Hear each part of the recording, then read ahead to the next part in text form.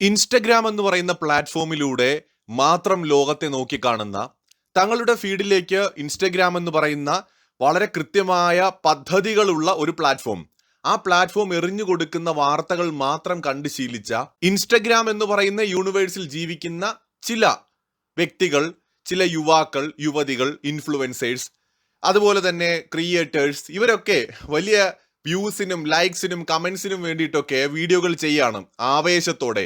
Good bye Modi, ഇറങ്ങാൻ സമയമായി, മോദി ഖതം, പണ്ടൊരിക്കൽ നമ്മുടെ രാഹുൽ ഗാന്ധി പറഞ്ഞതുപോലെ തീർന്നു. പിന്നെ വായിൽ തോന്നിയത് കോതയ്ക്ക് പാട്ടെന്ന് പറയുന്ന പോലെ എന്തെല്ലാമൊക്കെയോ വിളിച്ചു പറയുകയാണ്. നരേന്ദ്രമോദി ഇതോടെ തീർന്നു, ഇതാ ഇന്ത്യയിൽ ഭരണം മാറാൻ പോവുകയാണ്. ഇന്ത്യ എന്താണെന്നോ, ഇന്ത്യയുടെ വലുപ്പം എന്താണെന്നോ, ഈ രാജ്യത്ത് എത്ര ജനങ്ങളുണ്ടെന്നോ, ഭരിക്കുന്ന പൊളിറ്റിക്കൽ പാർട്ടിയുടെ സ്ട്രെങ്ത് എന്താണെന്നോ, അവരുടെ ബേസ് എന്താണെന്നോ, അവരെങ്ങനെ അധികാരത്തിൽ എത്തിയെന്നോ, നരേന്ദ്രമോദി ആരാണെന്നോ, മോദിയുടെ ഇന്ത്യക്കകത്തും പുറത്തുമുള്ള സ്വാധീനം എന്താണെന്നോ, ഇന്ത്യ ഗവൺമെന്റിന്റെ സ്വാധീനം എന്താണെന്നോ യാതൊരു വിവരവും വെള്ളിയാഴ്ചയുമില്ലാത്ത കുറച്ച് ചെറുപ്പക്കാര് ഏതെല്ലാമൊക്കെയോ മായാലോകത്തിരുന്നു കൊണ്ട് ആരൊക്കെയോ പറയുന്നത് കേട്ട് അതാണ് ശരിയെന്ന് കരുതിക്കൊണ്ട് സോഷ്യൽ മീഡിയയിൽ വന്ന് കമന്റുകളും വീഡിയോകളും ഒക്കെ ചെയ്യുന്നതിന് മുന്നേ 1000 വട്ടം ആലോചിക്കുക. ലോകത്തെ 4ാമത്തെ സൈനിക ശക്തിയായിട്ടുള്ള രാജ്യമാണ് നിങ്ങളുടെയും എന്റെയും നമ്മുടെയൊക്കെയും ഈ ഇന്ത്യ. ലോകത്ത് ഏറ്റവും വേഗത്തിൽ വളർന്നുകൊണ്ടിരിക്കുന്ന രാജ്യം ചൈനയോ അമേരിക്കയോ അല്ല. GDP ഗ്രോത്തിന്റെ കാര്യത്തിൽ നമ്മുടെ ഇന്ത്യ മേൽപ്പറഞ്ഞ രാജ്യങ്ങളെക്കാൾ ബഹുദൂരം മുന്നിലാണ്. ഈ വളർച്ച കഴിഞ്ഞ 1-2 വർഷമായിട്ടല്ല, ഏതാണ്ട് 2 പതിറ്റാണ്ടായിട്ട് ഇന്ത്യ നിലനിർത്തി പോരുന്ന ഒന്നാണ്. ലോകത്തെ 4ാമത്തെയോ 5ാമത്തെയോ ടോട്ടൽ GDP പവറിൽ സാമ്പത്തിക ശക്തിയാണ് ഇന്ത്യ. നമ്മുടെ രാജ്യത്തിന്റെ പർച്ചേസ് പവർ പാരിറ്റി എന്ന് പറയുന്നത് അമേരിക്കയും ചൈനയും കഴിഞ്ഞ് 3ാം സ്ഥാനത്താണ്. ഏകദേശം $19 ട്രില്യൺ ആണ് ഇന്ത്യയുടെ പർച്ചേസ് പവർ പാരിറ്റി. 1ാം സ്ഥാനത്ത് ചൈന, 2ാം സ്ഥാനത്ത് അമേരിക്ക, 3ാം സ്ഥാനത്താണ് ഇന്ത്യ. ലോകത്തെ ഏറ്റവും കരുത്തരായ 5 ഭരണാധികാരികളിൽ 5 നേതാക്കളിൽ ഒരാളാണ് പ്രധാനമന്ത്രി നരേന്ദ്രമോദി. ഇന്ത്യ ഇന്ന് ഗ്ലോബൽ സൗത്തിന്റെ ലീഡറാണ്. എന്ന് വെച്ചാൽ വികസ്വര അവികസിത രാഷ്ട്രങ്ങളുടെ നേതൃത്വത്തിൽ നിൽക്കുന്ന രാജ്യമാണ്. അമേരിക്കയും ചൈനയും ഉൾപ്പെടെയുള്ള രാജ്യങ്ങളോടൊപ്പം കിടപിടിക്കുന്ന സാങ്കേതിക വളർച്ചയും മുന്നേറ്റവും ഇന്ന് നമ്മുടെ രാജ്യത്തിനുമുണ്ട്. ആർട്ടിഫിഷ്യൽ ഇന്റലിജൻസ് മേഖലയിലായിക്കോട്ടെ, ഡിജിറ്റൽ രംഗത്തായിക്കോട്ടെ, സകല മേഖലകളിലും ഇന്ത്യ അതിവേഗത്തിലാണ് മുന്നേറുന്നത്. അത്രയും വലിയൊരു ശക്തിയാണ്. അതിലൊക്കെ ഉപരിയായിട്ട് 145 കോടിയാണ് ഈ മഹാരാജ്യത്തെ ജനസംഖ്യ. ഈ രാജ്യത്തെ മെജോറിറ്റി സ്റ്റേറ്റുകൾ ഭരിക്കുന്ന പൊളിറ്റിക്കൽ പാർട്ടിയാണ് BJP. ഏറ്റവും അധികം സ്റ്റേറ്റുകൾ ഭരിക്കുന്ന അലയൻസ് ആണ് NDA. നമ്മുടെ ഈ കൊച്ചു കേരളത്തിൽ മാത്രം ഏകദേശം 20 മുതൽ 30 ലക്ഷത്തോളം വോട്ടുകൾ BJP എന്ന് പറയുന്ന പൊളിറ്റിക്കൽ പാർട്ടിക്കുണ്ട്. കേരളത്തിന്റെ കാര്യം മാത്രമാണ്. നമ്മുടെ കേരളത്തിന്റെ ജനസംഖ്യ 3.5 കോടിയാണ്. അതിലെല്ലാവർക്കും വോട്ടവകാശമില്ല. കാരണം ഈ 3.5 കോടിയിൽ കുട്ടികളും ഒക്കെ ഉൾപ്പെടും. വോട്ടവകാശമുള്ള ജനങ്ങളുടെ കൂട്ടത്തിൽ തന്നെ ഏകദേശം 25-30 ലക്ഷത്തോളം ആളുകൾ BJP അനുകൂലികളാണ്. ഉത്തർപ്രദേശ് എന്ന് പറയുന്നത് ഇന്ത്യയിലെ ഏറ്റവും വലിയ സംസ്ഥാനമാണ്. 25 കോടിയോളം ജനസംഖ്യയുണ്ട്.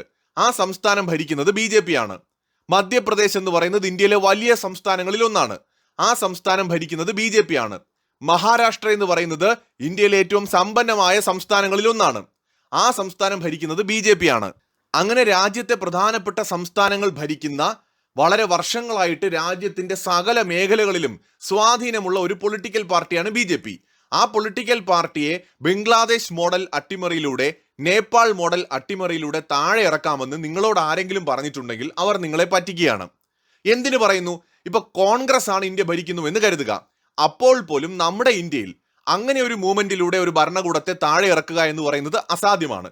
കാരണം ഇന്ത്യ അത്രമാത്രം വലുതാണ്, വൈവിധ്യമേറിയതാണ്. നിങ്ങളെ പറഞ്ഞു പറ്റിക്കുകയാണ്. നാളെ മോദി പുറത്തു പോകും, ഷേഖ് ഹസീന ബംഗ്ലാദേശിൽ നിന്ന് മുങ്ങിയതുപോലെ നരേന്ദ്രമോദി പോകും, പകരം സോനം സാർ കയറിയിരുന്ന് പ്രധാനമന്ത്രി കളിക്കും. ഇതൊക്കെ പറ്റിക്കുകയാണ്. നിങ്ങൾ യുവാക്കൾ മനസ്സിലാക്കുക, നമ്മുടെ രാജ്യം അങ്ങനെയൊന്നുമല്ല. അമേരിക്കയെ പോലെ, ചൈനയെ പോലെ, റഷ്യയെ പോലെ ലോകത്തെ ഒരു മഹാശക്തിയാണ് നിങ്ങളുടെയും എന്റെയും ഈ രാജ്യമെന്ന് ഇനിയെങ്കിലും മനസ്സിലാക്കും. പിന്നെ പ്രതിഷേധിക്കാനുള്ള അവകാശം ഈ ജനാധിപത്യ രാജ്യത്ത് എല്ലാവർക്കുമുണ്ട്. ആ പ്രതിഷേധക്കാർ പറയുന്നത് തന്നെ നടക്കണമെന്ന് നമുക്ക് വാശി പിടിക്കാൻ പറ്റില്ല. പ്രതിഷേധക്കാർ കുറെ ഡിമാൻഡുകൾ വയ്ക്കും. ഭരണകൂടത്തിന് അവരുടേതായിട്ടുള്ള പരിമിതികൾ ഉണ്ടാവും. ചർച്ചകൾ നടക്കും. പലഘട്ട ചർച്ചകളിലൂടെ ഒടുവിൽ 2 കൂട്ടർക്കും കുഴപ്പമില്ലാത്ത ഒരു തീരുമാനത്തിലേക്ക് എത്തുകയും അത് നടപ്പിലാക്കപ്പെടുകയുമാണ് വേണ്ടത്. ഇവിടെ പ്രശ്നം നീറ്റ് ആണെങ്കിൽ അത് തീർച്ചയായും പരിഹരിക്കപ്പെടേണ്ടതാണ്. ചോദ്യപേപ്പർ ചോർച്ചയില്ലാതെ പരീക്ഷകൾ നടക്കണം. ഓൾറെഡി ഒരു പരീക്ഷ ഇപ്പൊ കഴിഞ്ഞതാണ്. ചോദ്യപേപ്പർ ഒന്നും ചോർന്നില്ല, വിജയകരമായി അത് പൂർത്തിയായി, റാങ്ക് ലിസ്റ്റും വന്നു. 2027 നടക്കുന്ന പരീക്ഷയിൽ കുറെ കൂടി കുറ്റമറ്റ രീതിയിൽ പരീക്ഷ നടത്താൻ കഴിയുമെന്നാണ് മോദി ഗവൺമെന്റ് പറയുന്നത്. ആ പ്രോസസ്സിനെ വളരെ സുതാര്യമായി നടപ്പിലാക്കാൻ നമ്മൾ സഹായിക്കുകയാണ് വേണ്ടത്. ഇനി പ്രശ്നം 370 അനുച്ഛേദം എടുത്തു മാറ്റിയതാണെങ്കിൽ അത് പുനഃസ്ഥാപിക്കാൻ മോദി സർക്കാർ തയ്യാറാവുമെന്ന് നിങ്ങൾ പ്രതീക്ഷിക്കരുത്. അതായത് വിദ്യാർത്ഥികളുമായി ബന്ധപ്പെട്ടതാണ് പ്രശ്നം എന്നുണ്ടെങ്കിൽ തീർച്ചയായും പരിഹരിക്കും. FCRA ഭേദഗതി കൊണ്ടുവന്നതാണ് നിങ്ങളുടെ പ്രശ്നമെങ്കിൽ മോദി സർക്കാർ അവിടെ നിങ്ങളുടെ താളത്തിന് തുള്ളുമെന്ന് നിങ്ങൾ പ്രതീക്ഷിക്കരുത്. ഇനി ഒരു രാജ്യം ഒരു തെരഞ്ഞെടുപ്പ് നടപ്പിലാക്കുമോ എന്ന ഭയമാണോ പ്രശ്നം? ആ ഭയമാണെങ്കിലും നിങ്ങൾ മോദി സർക്കാർ നിങ്ങളുടെ താല്പര്യത്തിന് നിൽക്കുമെന്ന് കരുതരുത്. കാരണം മോദി സർക്കാരിനെ തെരഞ്ഞെടുത്തത് ഈ രാജ്യത്തെ ജനങ്ങളാണ്. ആ ജനങ്ങളുടെ താല്പര്യത്തിനനുസരിച്ചാണ് അവർ ഓരോ കാര്യങ്ങളും നടപ്പിലാക്കുന്നത്. ഇനി മോദി സർക്കാരെ താഴെ ഇറക്കി നിങ്ങൾ ഓരോരുത്തരുടെയും താല്പര്യത്തിനനുസരിച്ച് എന്തെങ്കിലും ചെയ്യണം എന്നുണ്ടെങ്കിൽ അത് അക്രമത്തിലൂടെയല്ല, ജനാധിപത്യ വ്യവസ്ഥയിൽ നിങ്ങൾക്ക് തെരഞ്ഞെടുപ്പിലൂടെ മാത്രമേ സാധിക്കുകയുള്ളൂ. ഇന്ത്യ പോലെ ഒരു രാജ്യം വളരെ വലുതാണെന്നും ഭരിക്കുന്ന പൊളിറ്റിക്കൽ പാർട്ടി വളരെ സ്ട്രോങ് ആണെന്നും ഭരണകൂടം അതിലേറെ സ്ട്രോങ് ആണെന്നും മനസ്സിലാക്കേണ്ട സമയം അതിക്രമിച്ചിരിക്കുകയാണ്. ആളുകളെ തെരുവിലിറക്കിയിട്ട് കാര്യങ്ങൾ നേടാൻ തീരുമാനിച്ചു കഴിഞ്ഞാൽ ഈ രാജ്യത്തെ ഒരു ചെറിയ പൊളിറ്റിക്കൽ പാർട്ടി വിചാരിച്ചാൽ ഇപ്പോ ജന്തർ മന്ദറിൽ ഉള്ളതിനേക്കാൾ കൂടുതൽ ആളുകളെ അവിടെ കൊണ്ടുവരാൻ പറ്റും. ആർക്കെങ്കിലും ഇത് നിഷേധിക്കാൻ പറ്റൂ? കാരണം ഇന്ത്യയുടെ പോപ്പുലേഷൻ അത്രയുമുണ്ട്. 2-3 MLA പൊളിറ്റിക്കൽ പാർട്ടിക്ക് പോലും ചിലപ്പോൾ ലക്ഷക്കണക്കിന് ഫോളോവേഴ്സ് ഉണ്ടാവും ആ പാർട്ടിയിൽ. BJPക്ക് 10 കോടിയിലധികം മെമ്പേഴ്സ് ആണുള്ളത്. BJPയുടെ മാതൃസംഘടനയായിട്ടുള്ള RSSന് ലക്ഷക്കണക്കിന് സ്വയം സേവകരുണ്ട്. RSSന്റെ തന്നെ സ്ത്രീകളുടെ വിഭാഗമായിട്ടുള്ള രാഷ്ട്രീയ സേവികാ സമിതിക്കും അതുപോലെ തന്നെ സംഘപരിവാരത്തിന്റെ ഭാഗമായിട്ടുള്ള വിദ്യാർത്ഥി സംഘടനയാണ് ABVP. അവർക്കുമുണ്ട് ലക്ഷക്കണക്കിന് ഫോളോവേഴ്സ്. അതുപോലെ തന്നെ ഭാരതീയ ജനതാ യുവമോർച്ചയ്ക്കുമുണ്ട്. വിശ്വ ഹിന്ദു പരിഷത്ത്, ബജ്രംഗ് ദള്, അതുപോലെ ദുർഗാവാഹിനി, സേവാഭാരതി, സംസ്കൃത ഭാരതി, ഭാരതീയ മസ്ദൂർ സംഘ്, ഭാരതീയ കിസാൻ സംഘ്, അങ്ങനെ ഒരുപാട് ഓർഗനൈസേഷൻസ് സംഘപരിവാരത്തിന്റെ ഭാഗമായിട്ടുണ്ട്. എല്ലാം കൂടെ കോടിക്കണക്കിന് ആളുകൾ അതിൽ ഫോളോവേഴ്സ് ആയിട്ടുണ്ട്. അവരെല്ലാരും കൂടെ തെരുവിലിറങ്ങി സമരം ചെയ്താൽ ഈ രാജ്യത്തിന്റെ അവസ്ഥ എന്തായിരിക്കും? ശരി, ഇനി മറ്റൊരു രീതിയിൽ ചിന്തിക്കൂ. ഇപ്പോ സത്യത്തിൽ കോൺഗ്രസ് പാർട്ടി നിലവിൽ ഇതുവരെ കുറെ കൂടി ഭേദപ്പെട്ട രീതിയിലാണ് ഈ കാര്യങ്ങൾ കൈകാര്യം ചെയ്യുന്നതെന്നാണ് എനിക്ക് തോന്നുന്നത്. ഈ പാറ്റകളുടെ അപകട സാധ്യത അവർക്ക് നന്നായിട്ട് മനസ്സിലായിട്ടുണ്ട്.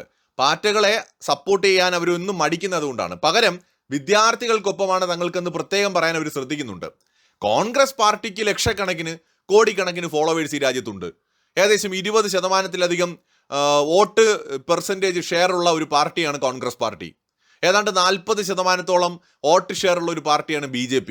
ഒന്ന് ആലോചിച്ച് നോക്കണം.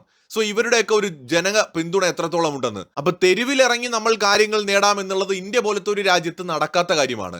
അങ്ങനെ സംഭവിക്കുന്നത് വലിയ രീതിയിലുള്ള സംഘർഷങ്ങൾ ഉണ്ടാക്കും, ഒരുപാട് നാശനഷ്ടങ്ങൾ ഉണ്ടാക്കും, ആളപായം ഉണ്ടാക്കും. അത് നമ്മുടെ രാജ്യത്തിനും യുവാക്കൾക്കും നമ്മുടെ ഭാവിക്കും ഒട്ടും ഗുണമല്ല.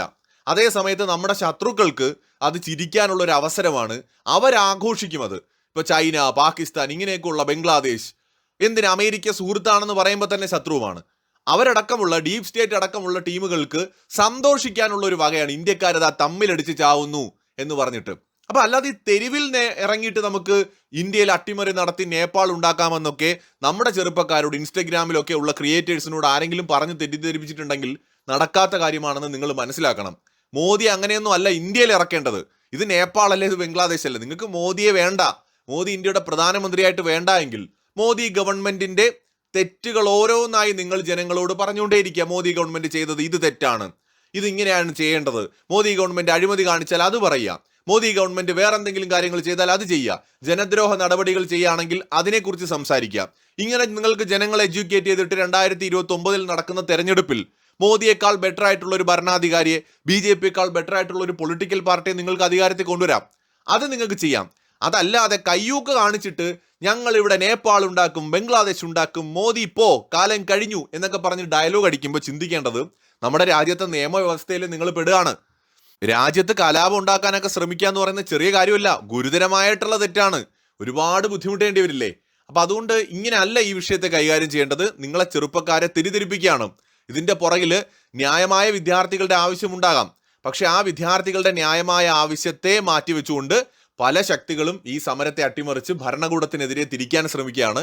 നമ്മുടെ സെലിബ്രിറ്റികളെയും അതുപോലെ ഇൻഫ്ലുവൻസേഴ്സിനെയും ക്രിയേറ്റേഴ്സിനെയും ഒക്കെ ഫോഴ്സ് ചെയ്യുന്ന പോലെയാണ് അവരെ കാണുമ്പോൾ തോന്നുന്നത്. അവരുടെ പ്രതികരണങ്ങൾ ഇനി എന്തെങ്കിലും ഇതിനെ സപ്പോർട്ട് ചെയ്ത് പറഞ്ഞില്ല എങ്കിൽ തങ്ങൾക്ക് ഇനി ഒറ്റപ്പെട്ടു പോവോ, അല്ലെങ്കിൽ തങ്ങൾ ഇനി BJPയുടെ ഒപ്പമാണെന്ന് തെറ്റിദ്ധരിക്കോ എന്നൊക്കെയുള്ള ഭയം കൊണ്ട് പലരും പ്രതികരിക്കുന്ന പോലെയും ഒക്കെ തോന്നുന്നു. അപ്പൊ അതുകൊണ്ട് ഇതിന്റെ ഒന്നും ആവശ്യം ഇവിടെ ഇല്ല. ജനകീയ സമരം, ഇത് വിദ്യാർത്ഥികളുടെ സമരമാണ്. നീറ്റ് പരീക്ഷ എഴുതിയ വിദ്യാർത്ഥികളെയാണ് ഇത് പ്രധാനമായി ബാധിക്കുന്നത്. സോ അവരാണ് ഇവിടെ സത്യത്തിൽ സമരം ചെയ്യേണ്ടത്. ബാക്കിയുള്ളവര് അവരുടെ അവകാശങ്ങൾക്കൊപ്പമാണ് എന്ന് പറഞ്ഞുകൊണ്ട് യഥാർത്ഥ ആവശ്യങ്ങളിൽ നിന്ന് സമരത്തെ വഴിതിരിച്ചു വിടുകയും നീറ്റ് പരീക്ഷ എഴുതിയ വിദ്യാർത്ഥികളുടെ ആശങ്കകൾക്ക് പരിഹാരം കാണുന്നതിന് പകരം മറ്റു പല രീതിയിലും സമരത്തെ കൊണ്ടുപോവുകയുമാണ്. മാത്രമല്ല, നീറ്റ് പരീക്ഷ ഓൾറെഡി നടന്നു കഴിഞ്ഞു. അടുത്ത പരീക്ഷ കുറെ കൂടെ മെച്ചപ്പെട്ട രീതിയിൽ നടത്താനുള്ള തീരുമാനങ്ങളുമായി കഴിഞ്ഞു. പിന്നെ എന്തിനു വേണ്ടിയാണ് ഈ സമരം എന്ന് വെച്ചാൽ, മോദിയെ ഇന്നെങ്ങാനും ഇറക്കാൻ പറ്റിയാലോ, നാളെ എങ്ങാനും ഇറങ്ങിയാലോ. കുറെ പയ്യന്മാരുടെയൊക്കെ പ്രതികരണം കാണുമ്പോൾ ഇവർക്കൊന്നും യാതൊരു രാഷ്ട്രീയമായ ബോധവും ഇല്ല. അവർ വിചാരിക്കുന്ന മോദി കുറച്ചു നേരം ഇവരവിടെ പോയി നിന്ന് സമരം ചെയ്താൽ, കുറെ വണ്ടികൾ അടിച്ചു പൊട്ടിച്ചാൽ, കല്ലെറിഞ്ഞ, പോലീസിനെ വെല്ലുവിളിച്ചാൽ രാജിവെച്ച് അങ്ങ് പോകുന്നതാണ്. കാരണം ഇവർ നേപ്പാളിലും ബംഗ്ലാദേശിലും ഒക്കെ കണ്ടത് അതാണ്. പക്ഷെ ഇത് ഇന്ത്യയാണ്. നിങ്ങളുടെ രാജ്യം വേറെ ലെവലാണ്. വളരെ പവർഫുൾ ആയിട്ടുള്ള ഒരു രാജ്യമാണ്. ഈ രാജ്യത്തെ സിസ്റ്റം എന്ന് പറയുന്നത് അങ്ങനെ പെട്ടെന്നൊന്നും ഒരു ഭരണാധികാരിയെ താഴെ ഇറക്കാൻ പറ്റുന്ന രീതിയിൽ സുതാര്യമല്ല. ഇവിടുത്തെ ജനാധിപത്യ വ്യവസ്ഥ വളരെ സ്ട്രോങ് ആണ്. ഇത് അറിയാവുന്നത് കൊണ്ടാണ് നിങ്ങളുടെ താളത്തിന് പൂർണ്ണമായിട്ട് കോൺഗ്രസ് തുള്ളാത്തത്. ഇനിയെങ്കിലും മനസ്സിലാക്കൂ, നിങ്ങൾ ജീവിക്കുന്ന ഇന്ത്യ എന്ന് പറയുന്നത് വളരെ പവർഫുൾ ആയിട്ടുള്ള ഒരു രാജ്യമാണ്. ഇവിടെ അങ്ങനെ പോലീസും പട്ടാളവും എല്ലാം കൂടെ ഷേഖ് ഹസീനയെ ചതിച്ചതുപോലെ മോദിയെ ചതിച്ച് പുറത്താക്കി നിങ്ങൾക്ക് മറ്റൊരാളെ അവിടെ കൊണ്ടിരുത്താൻ നിങ്ങളെ സഹായിക്കുമെന്നൊക്കെ നിങ്ങൾ ചിന്തിക്കുന്നുണ്ടെങ്കിൽ നിങ്ങൾക്ക് ഈ രാജ്യത്തിന്റെ ചരിത്രത്തെക്കുറിച്ചും ഈ രാജ്യത്തിന്റെ വർത്തമാനകാലത്തെക്കുറിച്ചും യാതൊരു അടിസ്ഥാന ബോധവും ഇല്ല എന്ന് മാത്രമേ പറയാനുള്ളൂ. മറ്റൊരു വീഡിയോയുമായി വീണ്ടും കാണാം.